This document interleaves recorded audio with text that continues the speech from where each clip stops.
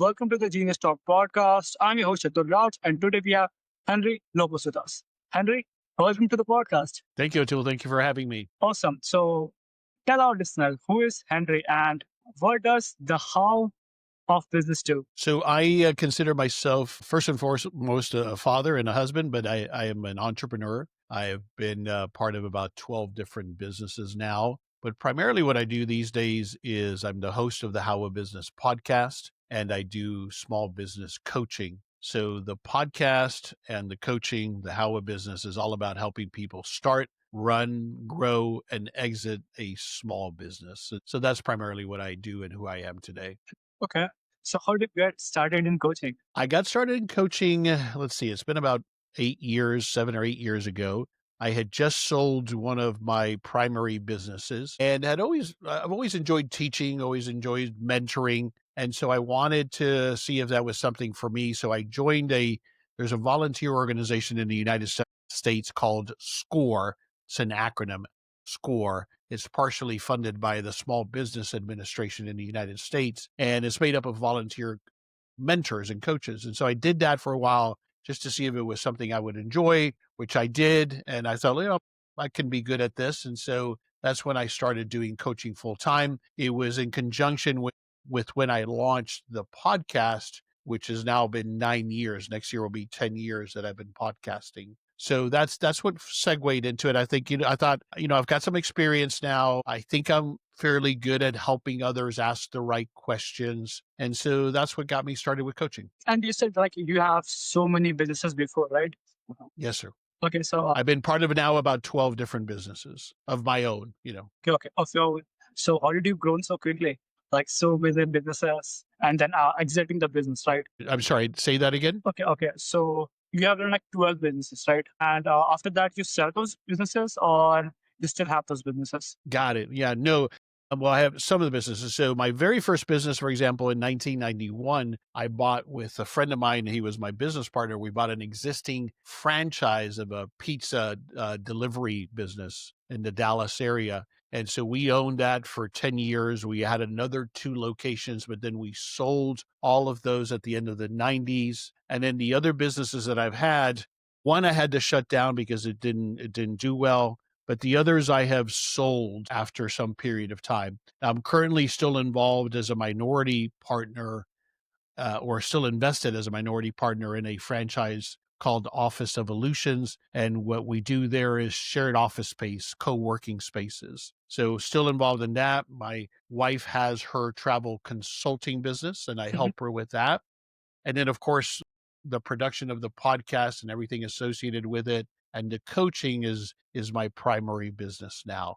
But yes, to answer your question, most of the businesses that I've had in the past, at a certain point, I have sold. Okay, so what do you think? What is the most common mistake business owners are making? What is the most what? A common mistake business owners make. Mistakes that you can make? Is that what you're saying? Yeah. I'm having a hard time hearing you. Okay. What is the most common mistake business owners make? Common mistake. Oh boy, there's so many of them. But the ones that I think are most critical that I find often is the case, let's break it up into 2 parts. The starting a business, when people go to start a business, and then what leads to failure in that early stage is a lack of capital. And what I mean by that is that often as small business owners, and I understand, I've been there myself, we have limited resources, we have limited cash. And so we start the business with not enough cash in the business. And so what that creates is a couple of things. First of all, we are strapped for cash. So we probably overestimated when we would get to break even. It takes longer to get to break even. We run out of cash or we hit a cash crunch. We have no more money to put back into the business. And that's where a lot of businesses die. I mean, at the end of the day, small businesses fail because we run out of money, right? So that is a critical mistake up front. But then ongoing, if you're able to get past that initial startup phase, it's not fixing a broken business model. So that mistake is that you don't look at what's really working now that I'm actually delivering this product or their service. And is this business model, the way that I bring my product or service to market, is it profitable and is it scalable? And so what I see is a lot of business owners will struggle and barely make any money, but they don't want to give up. I get it. and they keep at it, and years later, they're still barely making any money or still having to put money into the business. So that's another common mistake, is not adjusting your business model or exiting the business if it's not going to work. Yeah. Okay, So it's either cash or a broken business model. okay, how do you help your ideal clients to not make those kind of mistakes? So with the cash up front, it's about planning. So projecting accurately how much cash you're going to need. And then I think where people make a mistake is, if I don't have the resources to start the business that I envision, then I need to scale down. But that's actually a better thing, to take a iterative approach. Start small and then grow over time. Get to market as quickly as possible in the smallest version of your vision to validate that somebody really will pay for what you're offering, right? Yeah. So that's one way to avoid that. Proper planning, making sure you have the right funding or waiting until you do, and then starting smaller so that you can validate and test and have enough money to do that well. Yeah. When you said small, you mean starting a different company so that you can fund that company? Yeah. So for example, yes, what I mean is, let's take a restaurant, for example, just as an example. Instead of opening my 5,000 square foot restaurant and signing a lease for 10 years and spending a couple $100,000 of equipment, maybe I start with catering, working out of a commercial kitchen. Maybe I start with a food truck. Maybe I start with a pop-up. So much smaller scale first to validate it and then grow over time. So that's what I mean by that. You can do that with just about every business, not every business, but just about every business. You can start small and then iterate. Yeah, I think it's possible, but person have to be very much creative to make that happen. Say that again. I'm not Yeah, understanding it. I think it's like really possible, but we have to be, very much creative to make that happen. Okay. Correct. Yeah. Correct. Yeah. Okay. Yeah. So And we have to be willing to take a step back and start smaller. What happens is, I get it. We have this idea, this vision of this plan that I have, and that's fantastic. We need that, right? That vision. But a lot of us want to start there instead of taking that first step and then growing into that vision. Yeah. Okay. So yeah, tell me who are your ideal clients? Who are my friends? Who are your ideal clients? I'm not understanding. No. Okay. I'm sorry. Okay. So would you like me to speak louder or speak near No, mic? it's just garbled. I just can't hear you clearly. Okay. Wait a second. Let me turn off my AC. Is it better now? Think so. Go ahead and ask me again, please. Okay. So I was asking, who are your ideal clients? Ideal clients. Got it. So I have two ideal clients. One is someone who's planning to start their first business. They're probably making the transition from the corporate world like I did. So they've got some experience about the corporate world and environment, and maybe they've got some skills. Ideally, they've got some finances saved up, some money saved up, and are ready to make that transition. But I find that a lot of time what that client needs is more the courage and the help with taking that leap. But that's an ideal client. And then the other ideal client is an existing small business owner that's struggling getting to that next level, scaling to that next level. And so those are typically the types of clients that I can help the most. Is there a case study that you are proud of? A case study? Yeah. So like a client that I've worked with or you talk about one of my businesses? About clients that you have worked with. Well, obviously I won't share specifics for confidentiality reasons, but a client that comes to mind that I think is an example. I think that what works well when I've done my job as a coach is I have helped someone achieve their goals, either to get started in a business or to grow their business. So a client that I have in mind as I'm thinking about answering this question, Atul, is he was stuck in getting his business to the next level. And he had a very common problem, which is that he was still stuck in that mode of only he could do it best. He had to do everything. So that control and not wanting to let go and delegate was his biggest challenge. So sometimes what we have to do as business owners is make a mindset shift to accept that we have to let go, because otherwise we can't scale. There's only so many hours that we have in the day. And if we try to continue doing it all ourselves, then that's not a business. You're just a solopreneur, which is fine if that's what you want to be. But if you want to scale, you have to learn how to develop your team. You have to learn how to let go. You have to accept that people are not going to do it exactly the way that you do it. But you know what? Often what you do is you get surprised and they might actually do it better. So that's what comes to mind is this gentleman that I was able to help get past that, mostly a mindset, and then developing the skills to delegate properly and build a business. That's what comes to mind. Okay, so if someone want to like work with you, hire you, then where can they go? So the best place to start is thehowofbusiness.com, thehowofbusiness.com.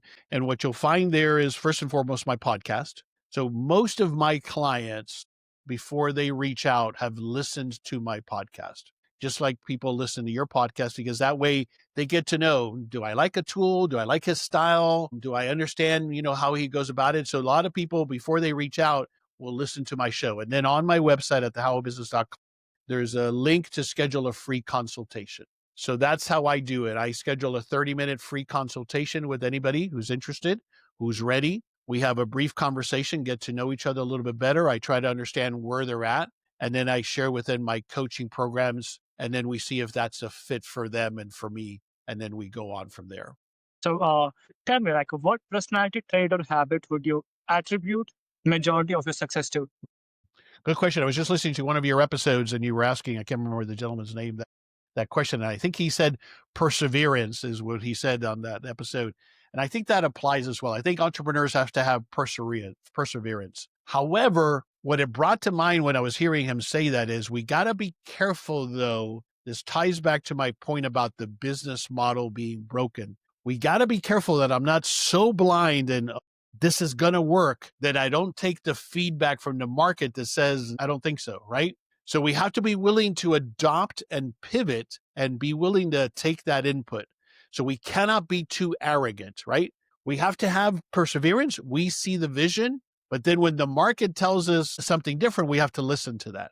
So we have to be adaptable. We have to be able to adjust to what the market is telling us. I think you have to have a strong work ethic. I don't know any way around it. I haven't found yet a get rich quick scheme. If you find one, please share. But for me, it's always been hard work, but working smart, that perseverance, and just having the courage to go do it instead of just talking about it. I think those are some of the attributes, personality attributes that have helped me achieve success. But looking back to when you started, what's one lesson you tell yourself if you have to restart today? So to start faster, smaller. I also suffered from that. I'm not ready. I need to do more research, or I got to wait until whatever, or the timing isn't right, or it's the best of times, it's the worst of times, right? When people ask me, is this a good time to start a business? For the most part, you can't time it. You just got to go. And we need a little bit of luck. But I wish earlier what I would have done is just launched smaller and faster and learn from that and adapt. That's what I think I would have done differently. Okay, so what are the best books you have ever read that has the most impact on your work? So I read a lot. It's a good question. I also, and I know you like to read as well, because you always ask this question on your podcast. I think one of the most influential books on just understanding money is Rich Dad, Poor Dad by Robert Kiyosaki. Have you read that book? Yeah. Yes, that's a really good book. Yeah, that taught me the understanding of what is an asset and how do wealthy people think about assets. And that really helped me. The other book that is the number one recommended, because I asked that same question, Atul, on my podcast, the number one most recommended book is E-Myth by Michael Gerber. The E-Myth. Have you read that book? No. So there's a lot of takeaways, but one of the key takeaways in that book is the concept of getting to a point where you're working on your business, not in your business, right? You're not the one doing everything, you're leading your business. So that's another great book. By the way, do you remember the part in Rich Dad Poor Dad where he talked about pipelines? No, I don't recall that part, no. Yeah, I know. I think most of the people miss that part. So I think that is the best thing about that book. Would you like me to tell you? Yes. Okay, so here is what happened. So pipeline is, okay, so suppose you are hired to bring water to a village from the river, okay? Then you could either use buckets and carry as much water as you can to bring the water, or you can set some pipelines and you just have to turn off the tap to get the water, and you only have to invest one time and sometimes repairs. So That means either you are going to do labor work or you just set up system one time that will continuously get you results you want. Yeah. So for businesses, they should mostly focus on building pipelines instead of focusing on carrying buckets. Exactly. Exactly. Yeah, I love that analogy. And I think you could extend it even to saying to that point about wanting to do it all yourself. You Mhm. want to make sure you're not carrying all the buckets, right? That you're Yeah. building pipelines. And pipelines to me means systems, it means people, it means repeatable, it means scalable, right? Mhm. Yeah, exactly. Excellent. You're a great analogy. Thank you. Okay, so is there anything else that you would like to share? I think the thing that who mostly do you think listens to your podcast? Business owner, especially coaches, Business owners and what? I'm sorry? especially coaches and consultants. Got it. Coaches and consultants. Yeah. So I would say to people who have not started their business yet, I get it. It's scary, right? And there are no assurances, there are no guarantees. And so that's I think that sometimes, I'm a very analytical person, so I have to be careful with this myself. I'm looking for a guarantee in the data, but there's no such thing, right? So we have to have the courage to start. That's one thing. If you've already started, I think that's what I love about your podcast is you're teaching a lot of and interviewing people that are talking about how do we scale and understanding that, especially for a coach, it's a big challenge because to a big extent, what I'm doing is trading dollars for hours and that doesn't scale beyond how many hours I have available. Right. But what happens if I get sick or what happens if I want to travel in Asia for a month? And I'm not doing one-on-one coaching. So we got to be aware of the limitations of our business model and make sure that we're still developing other revenue opportunities that are not solely dependent on one-on-one services. Okay, awesome. Okay, Henry, thank you so much for your time.